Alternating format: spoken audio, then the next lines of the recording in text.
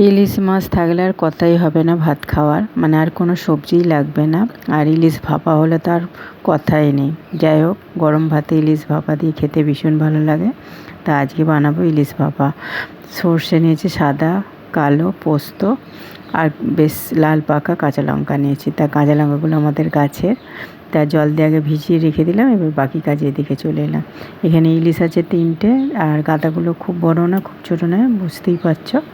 আর এখানে কাঁচা লঙ্কা আর সর্ষেগুলো বাটা হয়ে গেছে। এবার ওখানে হলুদ আর তেল দিয়ে দিয়েছি টিফিন টিপে। এবার নুন আর একটু চিনিটা দিলাম। চিনিটা দিলে কী হবে বলো তো, খেতে ভালো হয়।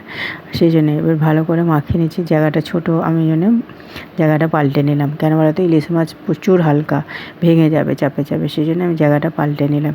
এবার কাঁচা আর পাকা লঙ্কা দিয়েছি, সুন্দর দেখতে লাগছে। ওপর দিয়ে তেল ছড়িয়ে দিলাম, দিয়ে এবার ভাপে বসিয়ে দিলাম।